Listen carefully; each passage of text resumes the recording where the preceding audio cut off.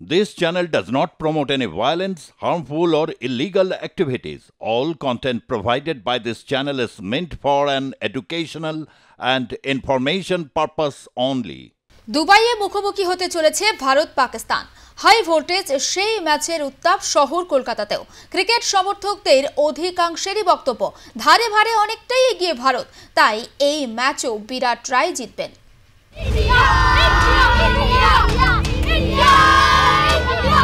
রবিবাসরীয় মরুদেশে Bharat Pakistan match, সেই ম্যাচের উত্তেজনা কিন্তু ইতিমধ্যে ছড়িয়ে পড়েছে।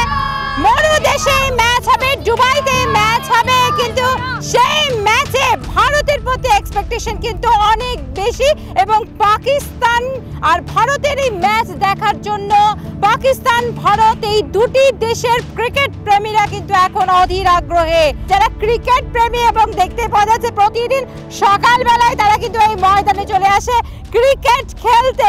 ক্রিকেট কতটা ভালো লাগে?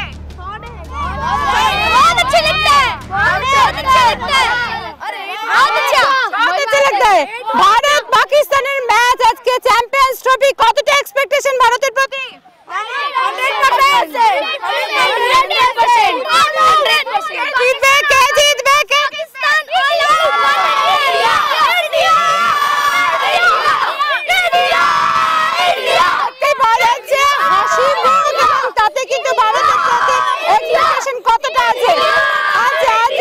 ভারত পাকিস্তানের এই ম্যাচে কতটা হাড্ডাহাড্ডি লড়াই হবে সেটা কিন্তু বোঝাই যাচ্ছে এবং ভারত এই ম্যাচ জিতবে এমনটা কিন্তু আশা করছে প্রত্যেকটি ভারতবাসী। এবং দেখাই যাচ্ছে এই সমস্ত কচি কাঁচা যারা ক্রিকেট অত্যন্ত ভালোবাসে, যারা খেলতে ভালোবাসে এবং প্রতিদিন খেলতে আসে, রীতিমতো প্র্যাকটিস করে। তোমরা ক্রিকেটার হতে চাও বড় হয়ে? তো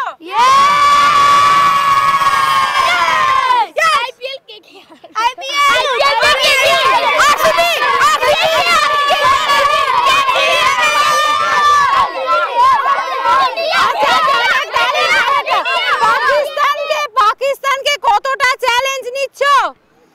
450 চ্যালেঞ্জ দিচ্ছে পাকিস্তানকে। 450 কোন মাতেই পাকিস্তান আর করতে পারবে না। 450 চ্যালেঞ্জ দিচ্ছে পাকিস্তানকে। দেখতে পাওয়া যাচ্ছে 50 भी नहीं बना पाएंगे। 100 50 का क्या सोच रहे?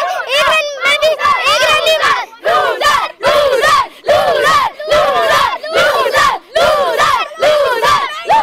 तो चलो भारत কিন্তু ক্রমশ চলছে দুবাইতে এই ম্যাচ হবে। ইতিমধ্যে ভারত কিন্তু বাংলাদেশকে হারিয়ে দিয়েছে, স্বভাবতই পাকিস্তানকেও কিন্তু হারাবে ভারত, এমনটাই কিন্তু আশা ভারতবাসীর এবং উত্তেজনার পারদ কিন্তু চড়ছে।